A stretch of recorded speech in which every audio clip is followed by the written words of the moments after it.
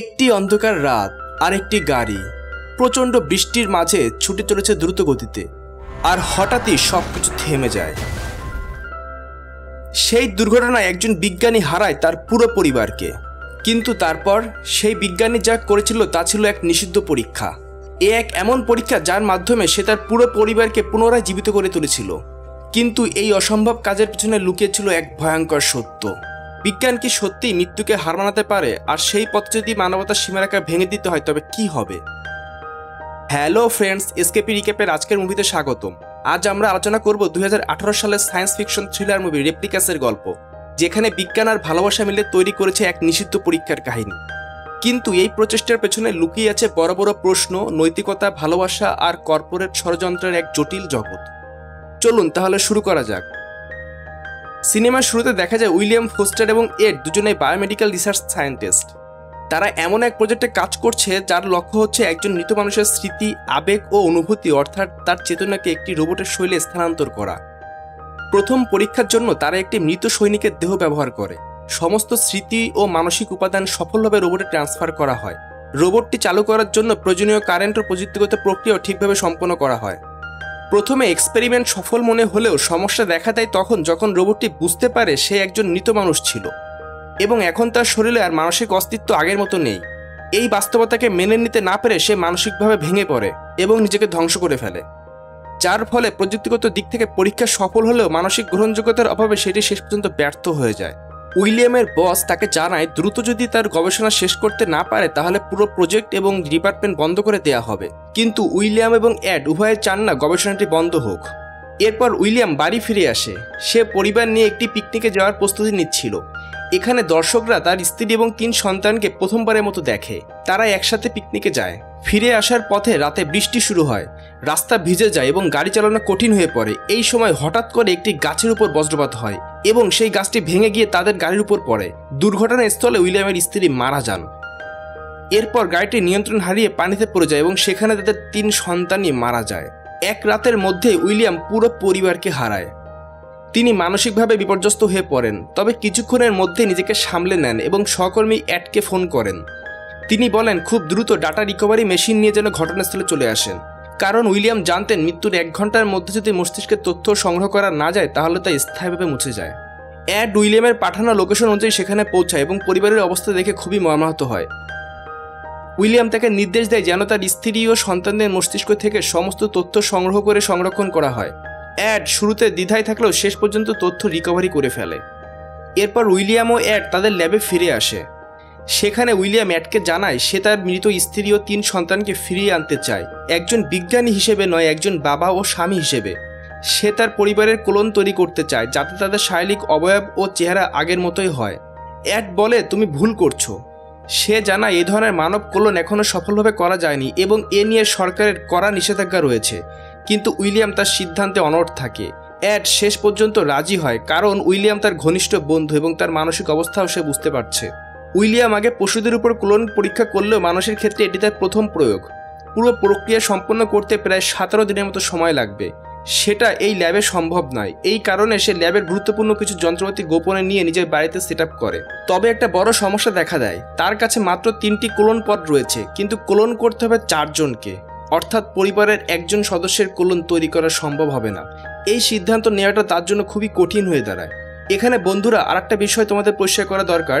আচ্ছা, এখানে ক্লোন পড বলতে বোঝানো হচ্ছে এক ধরনের ক্যাপসুল বা চেম্বার, যেখানে মৃত মানুষের শরীরকে ক্লোন বা রিজেনারেট করার জন্য রাখা হয়। উইলিয়াম ঠিক করে এই সিদ্ধান্ত লটারির মাধ্যমে নেবে। পরিবারের 4 সদস্যের নাম আলাদা কাগজে লিখে একটি পাত্রে রাখে এবং একটি কাগজ তুলে নেয়। কাগজে ওঠে তার ছোট মেয়ে সোফিয়ার নাম, যাকে সে সবচেয়ে বেশি ভালোবাসত। এর মানে উইলিয়াম তার স্ত্রী ও 2 সন্তানকে ফিরিয়ে আনতে পারলেও ছোট মেয়ে সোফিয়াকে আর ফিরিয়ে আনতে পারবে না। এড উইলিয়ামকে জানায় যদি এই 17 দিনের মধ্যে একবার বিদ্যুৎ চলে যায় তাহলে ক্লোন বানানোর প্রক্রিয়া বন্ধ হয়ে যাবে, তখন পুরো এক্সপেরিমেন্টই নষ্ট হয়ে যাবে। এজন্য উইলিয়াম আশেপাশ থেকে অনেক ব্যাটারি সংগ্রহ করে নিয়ে আসে যাতে করে ক্লোন বানানোর প্রক্রিয়া মাঝপথে বন্ধ না হয়ে যায়। এড আরও একটি গুরুত্বপূর্ণ প্রশ্ন তোলে, যদি উইলিয়ামের পরিবার জেগে ওঠে যখন তারা জানতে পারবে তারা মারা গিয়েছিল এবং তারা এখন ক্লোন, তখন তারা কিভাবে প্রতিক্রিয়া জানাবে? এছাড়াও তাদের মস্তিষ্কের দুর্ঘটনার স্মৃতি এবং ছোট মেয়ে সোফিয়ার অস্তিত্ব সম্পর্কিত তথ্যও থাকবে যা তাদের মানসিকভাবে প্রভাবিত করতে পারে। উইলিয়াম সিদ্ধান্ত নেয় সে তার পরিবারের সদস্যদের ব্রেন ডেটা থেকে দুর্ঘটনার রাতের স্মৃতি এবং সোফিয়ার সম্পর্কিত সব স্মৃতি মুছে দেবে, যেন তারা জেগে উঠে বুঝতেই না পারে কি ঘটেছে বা তারা কিছু হারিয়েছে। এই বিষয়ে সে আলাদা করে কাজ শুরু করে দেয় যাতে পরিবারের নতুন স্মৃতির মাঝে কোনো অসামঞ্জস্যতা না থাকে। আর এই সব কাজে ব্যস্ত থাকায় উইলিয়ামের আর অফিসে যাওয়ার সময় হয় না। এইদিকে যখন এড অফিসে উপস্থিত হয় তখন বস জিজ্ঞেস করে উইলিয়াম কোথায়, কারণ এখন পর্যন্ত সে তার গবেষণা শেষ করেনি, আর এটি শেষ না হলে ডিপার্টমেন্ট পুরোপুরি বন্ধ করে দেওয়া হবে। আর এইদিকে ক্লোনিং প্রক্রিয়া গোপনে চালিয়ে যাওয়ার সময় কিছু সমস্যা দেখা দিতে শুরু করে। অনেকদিন ধরে উইলিয়ামের বাচ্চারা স্কুলে যাচ্ছে না, তাই স্কুলের একজন শিক্ষক খোঁজ নিতে সরাসরি তাদের বাড়িতে চলে আসে। একই সাথে তার স্ত্রীর অফিস থেকেও কল আসতে থাকে, তারা জানতে চায় কেন সে হঠাৎ অফিসে অনুপস্থিত। এই পরিস্থিতি সামাল দিতে উইলিয়াম তার স্ত্রীর মোবাইল ফোন ব্যবহার করে তার পরিচিত লোকজনদেরকে মেসেজ পাঠায়। সে জানায় তারা বর্তমানে সিটির বাইরে ছুটিতে আছে এবং কয়েকদিনের মধ্যেই ফিরে আসবে। আর এভাবে দিনগুলো কেটে যায় এবং শেষ পর্যন্ত নির্ধারিত 17 দিন পূর্ণ হয়। এড আবার উইলিয়ামের বাড়িতে আসে, কারণ সেই দিনই ক্লোন পট থেকে শরীরগুলো বের করার কথা। কিন্তু উইলিয়াম কিছুটা দ্বিধায় পড়ে যায়। তার মনে প্রশ্ন জাগে তারা কোনো গুরুত্বপূর্ণ বিষয় বাদ দিয়ে ফেলছে না তো। সে নিজেকে এখনো পুরোপুরি প্রস্তুত মনে করে না। তবে এড তাকে আশ্বস্ত করে বলে আর দেরি করা যাবে না, সময়সীমা পেরিয়ে গেলে ক্লোন শরীরগুলো ক্ষতিগ্রস্ত হতে পারে। অবশেষে তারা 3টি ক্লোন পট থেকে শরীরগুলো বের করে ফেলে। তবে ক্লোনগুলো হঠাৎ করে বাস্তব জগতে এসে বিভ্রান্ত বা আতঙ্কিত হয়ে পড়তে পারে, আর এই আশঙ্কা থেকে উইলিয়াম সিদ্ধান্ত নেয় তাদের 3 দিনের জন্য অজ্ঞান করে রাখা হবে, যেন তারা ধীরে ধীরে সাড়া দিতে পারে এবং পরিস্থিতি বুঝে নিতে পারে। উইলিয়াম স্ত্রীকে দেখতে যান, তিনি তখনও অজ্ঞান অবস্থায় আছেন। সে স্ত্রীর হাতে স্পর্শ করে এবং একই সময়ে মস্তিষ্কের সংযোগে ব্যবহৃত মেশিনের মনিটরে রিডিং ওঠানামা করতে থাকে। এর মানে অজ্ঞান অবস্থাতেও তার স্ত্রীর ব্রেন রেসপন্স করছে, তার অনুভূতি এখনও সক্রিয় রয়েছে। এই পর্যবেক্ষণ উইলিয়ামকে একটি গুরুত্বপূর্ণ সিদ্ধান্ত পৌঁছাতে সাহায্য করে। সে বুঝতে পারে কেন আগের রোবট এক্সপেরিমেন্ট সম্পূর্ণভাবে ব্যর্থ হয়েছিল। বেসিক্যালি মানুষের চেতনা শুধু ব্রেনের মধ্যে সীমাবদ্ধ নয়, এটি তার দেহের সাথেও সংযুক্ত। আর সেই রোবটের ক্ষেত্রে মস্তিষ্ক একটি অজৈব ধাতব শৈলের মধ্যে ছিল, যা মানুষের অনুভূতির সঙ্গে মানানসই ছিল না। সেই কারণে রোবটটি নিজের বাস্তবতা মেনে নিতে পারেনি এবং মানসিকভাবে ভেঙে পড়েছিল।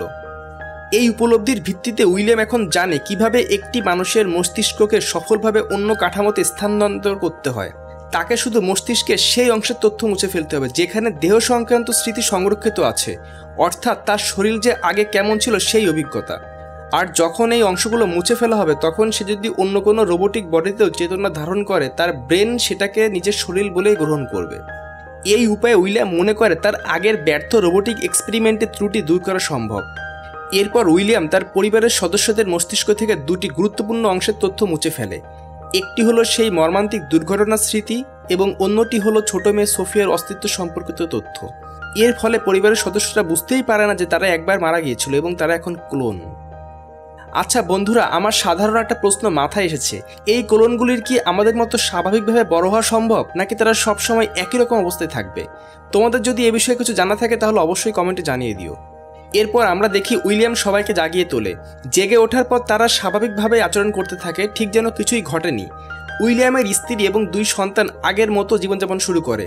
উইলিয়াম এই ফলাফল দেখে খুবই সন্তুষ্ট হয়, কারণ তার গবেষণা সফল হয়েছে এবং সে তার পরিবারকেও ফিরে পেয়েছে। তবে তার সামনে এখনও একটি গুরুত্বপূর্ণ দায়িত্ব রয়ে গেছে। ডিপার্টমেন্টকে বাঁচাতে হলে তার আগের অসম্পূর্ণ রোবট সংক্রান্ত এক্সপেরিমেন্ট শেষ করতেই হবে। এজন্য উইলিয়াম একটি সাহসী সিদ্ধান্ত নেয়। সে নিজের মস্তিষ্কের একটি কপি, অর্থাৎ নিজের কনসাসনেন্সের একটি রেপ্লিকা তৈরি করবে এবং সেটিকে একটি রোবট দিয়ে ট্রান্সফার করবে, যাতে তার এক্সপেরিমেন্ট সম্পন্ন হয় এবং ডিপার্টমেন্টও বেঁচে যায়। এইদিকে উইলিয়ামের স্ত্রীর মনে ধীরে ধীরে কিছু অস্বাভাবিক চিন্তা আসতে শুরু করে। যেমন সে অনুভব করে এমন কিছু স্মৃতি তার মনে ভেসে উঠছে যেগুলো তার ছোট মেয়ে সোফিয়ার। এতে সে মানসিকভাবে অস্থির হয়ে পড়ে। উইলিয়াম চেষ্টা করে তাকে বোঝাতে যে এসব কেবল কল্পনা, বাস্তবে এমন কিছুই ঘটেনি। অন্যদিকে এক রাতে উইলিয়ামের বড় মেয়ে একটি দুঃস্বপ্ন দেখে। স্বপ্নে সে দেখে একটি দুর্ঘটনায় তার মা মারা গেছেন। ঘুম ভেঙে যাওয়ার পর সে আতঙ্কিত হয়ে পড়ে। উইলিয়াম তাকে শান্ত করে এবং বলে, এটা শুধু একটা খারাপ স্বপ্ন, কিছুই হয়নি, তুমি ঘুমিয়ে পড়ো। তারপর যখন আবার মেয়ে ঘুমিয়ে পড়ে উইলিয়াম তাকে ল্যাবে নিয়ে যায়। তার উদ্দেশ্য ছিল পরীক্ষা করে দেখা মেয়ের মস্তিষ্কে দুর্ঘটনার কোনো স্মৃতি রয়ে গেছে কিনা। এজন্য সে মেশিনের মাধ্যমে মেয়ের ব্রেনের সিগন্যাল পর্যবেক্ষণ করছিল। আর ঠিক এই সময় উইলিয়ামের স্ত্রী সেখানে চলে আসে। আর এসব কাজ দেখে সে বিস্মিত ও উদ্বিগ্ন হয়ে পড়ে। তার মনে সন্দেহ জাগে উইলিয়াম নিশ্চয়ই কিছু গোপন করেছে, যার কারণে তার ও তার মেয়ের মধ্যে অদ্ভুত কিছু চিন্তাভাবনা আসছে। প্রথমে উইলিয়াম তার স্ত্রীকে কিছুই বলতে চাচ্ছিল না, কিন্তু স্ত্রী বারবার চাপ দেওয়ায় সে সবকিছু জানাতে বাধ্য হয়। সে জানায় কিছুদিন আগে তাদের গাড়ি দুর্ঘটনার শিকার হয়েছিল এবং সেই দুর্ঘটনায় তার স্ত্রী ও সন্তানরা মারা যায়। এরপর সে তাদের ক্লোন তৈরি করে এবং এইভাবে সবাইকে ফিরে পায়।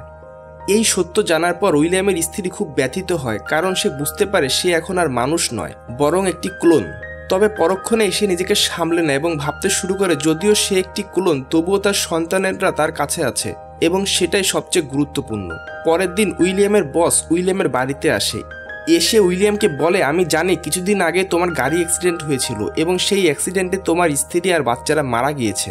এরপর তুমি তাদের ক্লোন বানিয়েছো। এটা বাইরের কেউ জানতে পারলে আমাদের কোম্পানির অনেক বড় ক্ষতি হয়ে যাবে।